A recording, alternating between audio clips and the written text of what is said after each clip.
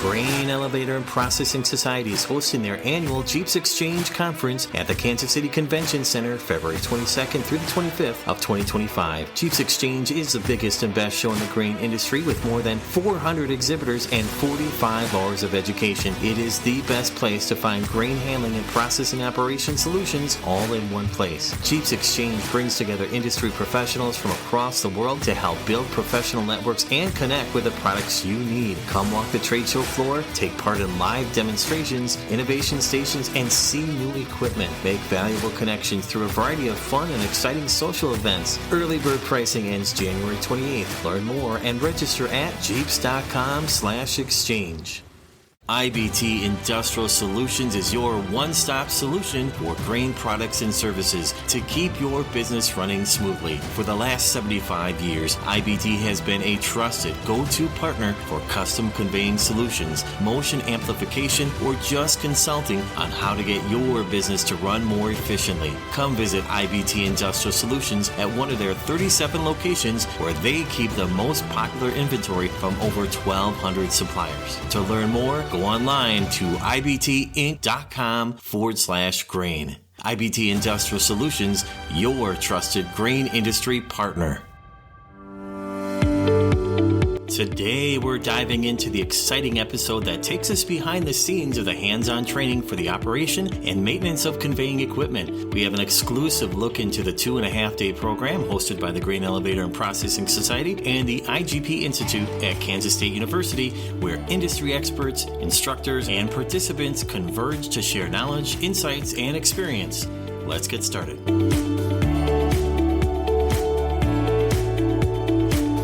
Hello and welcome to the show. Welcome to the Whole Grain Podcast.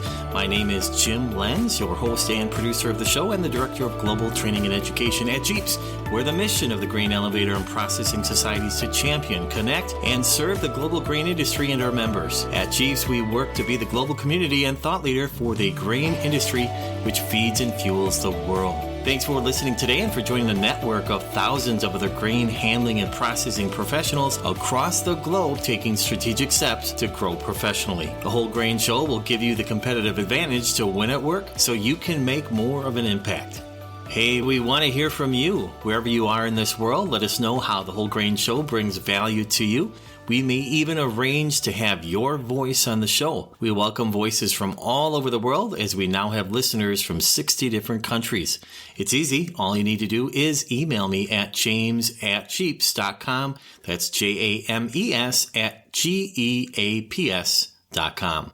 We look forward to your responses as we work to advance the grain handling and processing industry.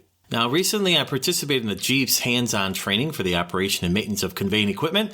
It's a program put on by the Grain Elevator and Processing Society, GEAPS, and the International Grains Program, IGP, at Kansas State University. In this episode of Whole Grain, we've gathered a diverse array of voices, each offering a unique perspective on the value of professional development in the grain industry. Our guests include seasoned instructors, eager participants, and even the on-site manager of the GEAPS and Kansas State University and IGP Institute program. Together, they provide a rich tapestry of insights, covering everything from equipment maintenance tips to the importance of industry collaboration. First up, we hear from Marcus Neal, an agricultural engineer with over 27 years of experience. Marcus shares his expertise on conveying equipment, delving into key components, safety considerations, and maintenance strategies. Listen in as Marcus paints a vivid picture of the hands-on training, revealing the unique experience it provides for both novice and experienced industry professionals. Next, we sit down with Greg Lehman, a seasoned elevator worker from Midway Co-op in Osborne, Kansas. Greg sheds light on safety considerations when working with drake chain conveyors, emphasizing the importance of lockout-takeout procedures and best practices to mitigate risks. Moving on, we connect with Tim Erkenbrock, technical sales professional from KWS Manufacturing Company. Tim takes us through the challenges and troubleshooting involved in screw conveyors and bin sweeps. He highlights the benefits of small group interaction during hands-on training, providing a more engaging and personalized learning experience. Our fourth voice is Jeff Schwab, an instructor from the program. He's at ACO GSI. He shares insights into the world of distributors. Jeff discusses critical factors often overlooked in maintaining and optimizing the performance of distributors in grain handling systems. He also touches on the impact of technology on distributor design and functionality. Following the conversation with some of the instructors, we turn our attention to some of the learners and participants of the program. Sean Skorberhach from AGI, Orrin Getz from Greenfield Contractors, and Mike Ames, the maintenance supervisor at Michigan Agricultural Commodities, each share their unique takeaways and experiences from the hands-on training. And finally, we wrap up with a conversation with Carlos Campabadal, the on-site manager for the program. Carlos provides a holistic view of the training, from the facility's background to the diverse spectrum of participants and the networking opportunities that arise during the program. Buckle up, grain enthusiasts. This episode promises a dynamic journey through the heart of the grain industry, offering insights, tips, and stories that showcase the dedication and passion driving this vital sector. All that and more on this episode of the GEAPS Whole Grain Podcast.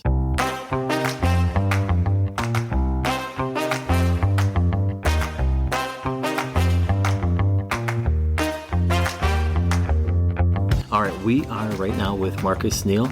Marcus is one of the instructors here. He's also a consultant. He's going to talk about some of the areas that he worked on for the program. In case our listeners have not come across you, if you could just provide a little bit of your background and what area you focused on here. So my company is MN Ag Solutions, LLC, and I consult in strategies around operations, business operations in particular, generalized operations, efficiencies, those kind of things, EHS or environmental health and safety, as well as project management. I've been in the industry about 27 years. I'm an agricultural engineer from the University of Minnesota. I've worked all over the U.S. and all over the world, Asia, Mexico, Canada. I did Module 4, which is open and enclosed belt conveyors. We taught key components that I was hoping the students or learners would take away from this module. And some of those are around how to properly square up a belt, square it to itself, which provides for proper splicing, which is a key element in this. If we don't get that right, it's a relatively simple thing. But if we don't get that right from the beginning, then we will chase that belt forever and it'll never track properly. So we start with that as a strategy. We walk through the safety devices, installation, the different components that are similar and different between an open belt conveyor and an enclosed belt conveyor. So we walk basically from the head all the way through the tail. We talk about the different safety devices that are on the equipment that we're using. The key one for me, if I was only going to put one on a device, it would be the slowdown device or speed sensor, as they're also known. We talk a little bit about the difference in nomenclature between, what an idler or a reducer and how those names are the same, but some people use them preferentially in different regions of the country or the world. Again, like speed sensor or a slowdown switch, those are the same thing. So that's good. Let's back up just a little bit, broadly speaking. Who is this hands-on training experience for? It is really for anybody. If you've been in the industry in maintenance or in operations for a short amount of time, 6 months, a year, you will glean something from it. If you're an experienced maintenance person or operator, you will also glean something from it. In some cases, people are seeing equipment that they haven't seen in the past. They're not used to. Somebody that's coming in that's new to the role or the industry, maybe the equipment, because it's big and it moves, it's intimidating. It takes some of that intimidation away because you get to see it, you get to operate it, you get to actually put a wrench on bolts and nuts and touch the equipment, understand how it operates. So for somebody that's new, there's a whole bunch of information that's going to come at you. For somebody that's experienced, you may find some tips and useful tools in terms of, I didn't know about that. There was a guy in this session that had been doing splices for 10 years and had never used the template to actually align the bolts once they were pulling the two pieces of belt together. And so he was able to take that away from this course. Same thing with when we're actually squaring up a belt. We teach 3 different ways to do that are, again, relatively simple, but they also act as ways to confirm that the belt is truly square, that your edge is truly square. And then we talk about a couple of tricks that, what happened if you had an edge of a belt that that was frayed or had a piece cut off of it or something like that, but you didn't have enough belt to change out the whole thing. How would you go about doing that? So we talked through that. So this is really a unique experience. Did you have anything that earlier in your career as a resource? I mean, it seems like, people coming from different geographic regions here at this one, we have from U.S. and Canada in a variety of roles. You get to ask questions. Instructors are finding out what their background is and doing some customization there in terms of hands-on things, but also in those conversations. How unique is this? So as I said earlier, I've been in this industry for 27-ish years or so. I really wish that there had been a program like this when I was in the beginning stages of my career. Experience is the best teacher, but if I had had the opportunity to be a part of a class like this, it would have allowed me to jump forward in that experience level. This truly is hands-on. There's instructions to it, but when the instruction is happening, it's happening at the equipment that you're dealing with. It's not just classroom. You're actually in the facility at the piece of equipment and you're talking through the instruction. So people are able to put hands on it. They're able to ask questions about it and then see it in operation. It's great. Listeners, if you're here, you'd see 5 different groups working together, led by instructors such as Marcus. And then they rotate every half day. Let's focus a little bit more now on some takeaways here, or just some tips if you could provide our listeners here. When it comes to open and enclosed belt conveyors, Marcus, what do you believe are the key maintenance strategies that can prolong the lifespan of the equipment and minimize downtime? One of them I just talked about, which is making sure that when a splice is done, that belt is square. And how do you do that? Finding the center point and making sure that as we cut that end, that it's squared up, and then marrying those two ends together in order to create the best splice. The slowdown devices, or the safety devices that are on the equipment, how do you use them? How do you test them? How do you calibrate them? How do you make sure that they are truly doing what you're expecting them to do, that they operate when you need them to? If you're having an issue with the belt tracking, if it's tracking to the left, what do you do with it? If it's tracking to the right, what do you do with it? If you're having an issue at the tail pulley, how do you address that? What's the proper reason to have lagging on that drive section of a belt? So different styles of take-ups, screw take-ups, gravity take-ups, those kind of things, different type mechanical splices, vulcanizing, those kind of things. We cover all of those things in this course, at least in terms of showing somebody how to do them. It may just be a sketch, but in the equipment that we have here, whatever we're able to do, we do. That's great. I was part of a group going through the program, and I just picked up on a couple of things I took notes on that you mentioned and you asked or stated, if you could only have one safety sensor at a conveying belt, what would it be and why? It would absolutely be the slowdown device or the speed sensor, which reads the RPMs and the difference between the drive section and the tail section or tail pulley, drive pulley of the belt. Because when the belt slips, it creates friction. Friction creates heat, and heat is bad in any of our material handling applications. So if I could have just one on a device, it would be a slowdown device or a speed sensor. We'll be back after a quick break. GEAPS Training and Education Program is proud to release Introduction to Grain Operations. This new course is a multimedia version of what was known as GEAPS 500, with dynamic graphics, video examples, photographs, multidimensional illustrations, animations, and interactive exercises. This course is sure to prepare your team for the work you need them to do. This is a great industry primer at a great price. For a limited time, GEAPS members may purchase the course for just $195. Non-members still save and pay just $295. For more information, visit GEAPS.com. Marcus, thank you so much for being a leader at this program and for the grain industry in general. Appreciate you joining us. Thank you. Appreciate it. All right. Thank you for joining us. If you don't mind, go ahead and tell everybody your name and your role that you play in the grain industry. My name is Greg Lehman. I work at Midway Co-op in Osborne, Kansas right now. I've worked elevators from the age of 16 all the way up to now, for the most part. I've learned a lot about maintenance and upkeeping of grain and everything else. What do you see are the key safety considerations that operators prioritize when working with drag chain conveyors? That's what you help people with here at the program here this week. And how can they implement best practices to mitigate risks? The best way to be able to mitigate anything with the drag chains is to make sure you follow your lockout, tagout procedures, and make sure that every possible lead is followed to make sure nothing gets bypassed or anything like that when you are working on them. Because as I've stated here to everybody, to me, drag chains are one, if not the most dangerous pieces of equipment because they are just so unforgiving. They can be used in so many different aspects, from grain moving and fertilizer, and even as stated also here, they can be used for moving water. They can be so many different possibilities with the loading, putting grain or anything onto them to unloading them, and different ways that they can be, finagled, or however you want to use the word, to be able to fit into your facility to make it work. We thank you for joining us. Appreciate your time, spending time with the big group that came in here this week from all over the United States and Canada. Thank you for your time. Thank you.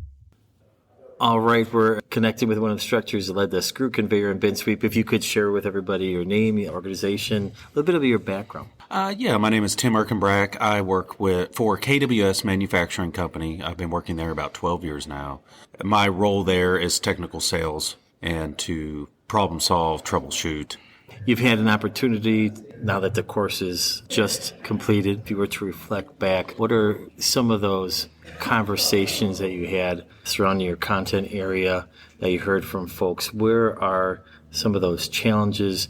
What kind of things did you hear from students? Well, as far as challenges, it's a lot of troubleshooting on these screw conveyors and bin sweeps. And that's one thing we definitely cover in the class is what to look for troubleshooting-wise. Misalignment was always a big one that came up in every class because that's typically the issue that's most prevalent in the industry, wherever you go. So, that's probably the biggest challenge is just trouble conveyors that they don't understand what's going on with it. So we had 5 different groups going on at the same time. They rotated every half day, and that means it's a smaller group. And what did you see was gained amongst those interactions with a small group and you and them against each other? What are the advantages of having a small group where they're doing hands-on training? Oh, the smaller group is definitely better, in my opinion. You get more undivided attention from the guys. You get to work with them a little closer compared to if you had 8 people or 10 people. 4 or 5 guys, they're very engaged, and you can be very engaged with them as well. So the smaller groups are definitely a huge help. I think it's the way it should be. Yeah. And, but it's undivided attention. They're paying attention to you. You don't have 8 guys and number 8's in the corner because everybody else is doing something and, he's not able to do anything. It's a comfortable environment. Yeah. I can see that they are asking you questions. There's a lot of interaction. You took the time to understand where they came from so you can offer some customization in your delivery for what you're doing. So on behalf of GEAPS, really appreciate your role in this program. Absolutely. I appreciate you having me. All right, now we're going to bring it to Distributors. We have the instructor here. If you could introduce yourself to the whole grain audience, provide a little bit of your background. My name is Jeff Schwab. I currently work for AgCode GSI. I've been in the grain industry for 40 plus years. It's not possible. You'd think, yeah. Since I'm only 30, that would seem impossible. Yeah. All right. Maybe it's that Wisconsin thing. Must Looks be. so young. That's where I'm from too, by the way. So you led the discussion, interaction, hands-on piece for the program on distributors. Can you describe what you wanted to accomplish here? The important concept to me was that people knew about the different types of distributors that were available, what were the advantages and disadvantages of each style, why they would fit in their system, why they wouldn't, how they vary from a maintenance and repair standpoint. And just to provide some additional description for our audio listeners out here, because it was very visual and very hands-on, what did you have these small groups go through each day? Each of the groups had to perform a couple of tasks. They had to do a duct lining exercise on one, the point being they could experience different types of lining, and then we had discussions about what to use and what not to use. Another task was removing an outlet duct to gain access to the interior of a distributor to do a repair. And then we also had an exercise where students had to build a transition from a square to a rectangle with a twist. That's always a lot of fun. Mm-hmm. Yeah, that was exciting. Creativity, ingenuity, design, planning, discussion, interaction, sometimes rework. That's all great stuff. I have a few questions I wanted to ask. What are the critical factors that operators often overlook when it comes to maintaining and optimizing the performance of distributors and the grain handling systems? If you've set up your system correctly to begin with and it's what you wanted it to be, there really isn't a lot of maintenance or periodic work that has to be done on a distributor. The absolutely critical part is that you inspect it regularly because they're really hard to repair after they wear out. So you want to make sure that you get to your lining system and keep it in good shape before it wears out. Good point. Thank you for sharing. How do advancements in technology impact the design and functionality of distributors? And I guess we'll start there. What do you think? So technology has really only changed a couple of things that I've seen. One of them is in electronic technology, where people now are more prone to have a main PLC that automates their entire facility, and then how that PLC system gets interfaced with the distributor control has made great advancements in recent years, going from more primitive systems to Ethernet and that kind of thing in modern age has been a big change in the industry. And continuing on with that thought, what should industry professionals be aware of to stay ahead? Totally separate from the new technology piece, people, if they're looking to install a new system, really need to be talking to their dealer, to the manufacturer about getting the stuff that fits their system, making sure that they have the control package that you need, that the liner package matches what they're going to do, the controls are right, it's built to the right configuration, because you can get things that better fit your system than what you might have thought. Thank you so much for your dedication for this week here and coming out all the way from great state of Wisconsin. Folks, if you have not been there, make sure you come there, especially in the summer. I've loved it. It's been a great experience, a lot of spirited interaction this week, enjoyable experience. Absolutely. Thank you for your time. Have yourself a great day. Appreciate it. All right, we're bringing in a few of the students, grain professionals who have joined us for this hands-on training. If you could just state your name and your role and reasons for taking the training. Yep, my name is Oren Getz. Work with Greenfield Contractors. I'm a project superintendent, and we're looking at building several new facilities, and so this was a great opportunity to come and learn some of the details of installing equipment and maintaining alignment and just the different things to look at. It is really great to work with some really good professionals and get some insight into important aspects of running this equipment. Any highlights you want to talk about briefly? I think the biggest thing was just like the biggest problems I run into, alignment of equipment, and then just the preventive maintenance are just kind of the biggest takeaways for me. Well, we thank you for joining us. It's a pleasure to meet you and look forward to seeing how you continue to grow in your career and with your organization, Greenfield Contractors. So you've got big projects coming up. So excited for you. Again, thank you for joining us here. If you could share with our listeners your name, organization, and reason for doing this. And also, if you could touch on a couple highlights from the hands-on program.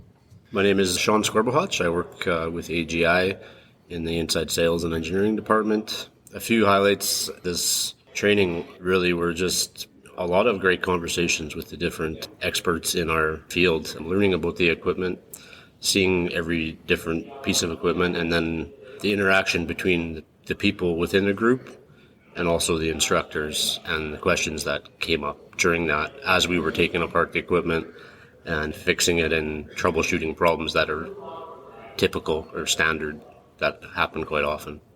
How did the small group attribute to conversations compared to if you had a larger group?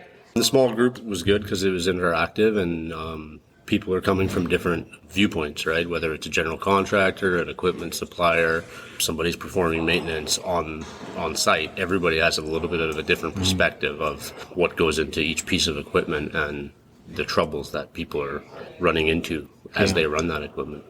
Well, thank you very much. Appreciate it. Thank you. I'm Mike Ames. I'm employed by Michigan Agricultural Commodities. My role at the facility I work from is maintenance supervisor, and was sent over here to learn, and it's a very well-run program. It's very thorough. It's very informative. All the instructors are super nice. They take the time to listen to what you have to say. They're gaining information from you, knowledge of your particular application. It's just a very well-run program. I was actually here 5 years ago for the same program, and I'm still learning stuff even this time. Thank you. All right, we're now here with Carlos. Carlos, we are just about near the conclusion of this 2.5-day on-site hands-on training program at the IGP Institute as part of Kansas State University. Before we start and summarize what this training program was about and some of the key takeaways, could you provide our whole grain listeners a little bit about your background and the role of the facility we're in right now? What is it? And the IGP Institute and the program that we're here about. Thank you, Jim. I appreciate the opportunity. So this course, and we're here at the IGP Institute, which is the International Games Program Conference Center, which is pretty much a building set up for professional development, both for the domestic grain industry and also the international. Here we have the opportunity there from walking distance. We have several of our grain processing facilities. We have the flour mill where this hands-on training is taking place. Then we also have our feed mill. We have grain storage bins. We also have the elevator. So very easy walk to also all of our teaching tools, let's call it that way. So this building is where we actually just conduct this type of courses. We also have a grain grading lab here too. So pretty much a facility that was designed almost 20 years ago for that purpose. I mean, it's in very good shape. We try to take care of it as much as we can. And also I take this opportunity to thank all the farmers from the grain commissions in the state of Kansas who funded this building and keep also supporting us. Thank you. That's a great overview. It is an absolutely beautiful facility. It is well maintained. Now let's focus on this program that is concluding. What do you believe are the key takeaways from your perspective or from students that you heard from listening to them? Sure. No, and I thank you for this because I've been the course manager for this course since it started to be honest, I remember it was 2016, or 2017, and of course COVID got us delay and we stopped doing it for now. So coming back this course, we see that people are very excited about it, especially on the participants and the people around that. And when you start talking to them, and you definitely see that a lot of the people have take advantage because it just depends where they are in their career, but I have seen that some people are very excited and took advantage to learn more because they're in the first stage of their career, maybe a couple of years, some even on just a couple of months. And then you get on the other side, people are more closer to the end of their careers, very experienced, that they come here and they say, well, I have learned a lot of tips, a lot of things how to do different ways. And another takeaway from that perspective is that some people come here to learn an equipment that they might install that they don't have, but they're looking forward. And so in a summary, that tells me that our grain industry still has the desire to continue doing professional development, to continue doing trainings, and continue kind of like to have a need for education. Oh, one more last thing. I think this is going to be interesting, I think, for whole grain listeners as they think about this program in the future and maybe enrolling themselves, registering for the program, or some of their colleagues, right? I think folks may be surprised at the diversity that exists for those students, trained professionals who are enrolled in the program. Can you touch a little bit about the spectrum there? Oh, yeah, that's very important because here in this course you see, and I'll divide it in a couple ways. The first one, you have people that are just starting their career from a grain elevator, from a maintenance company, and then some people more at the end of that. But when you think about the industry, we have people that are from the feed industry, flour, grain elevators. Not this time, but in the past we also have soybean crushers, but also there's companies here that I just focus on doing maintenance to the companies, and they just work on that and they come here to be trained. So we take that with pride because their business is to do maintenance on equipment and operations and safety, and they come here to learn and improve their skills. And also we actually have, in this case, equipment manufacturers that are in their technical sales, or they might be in research or design. They came here to learn also how to operate and understand well the different conveying equipment that we have.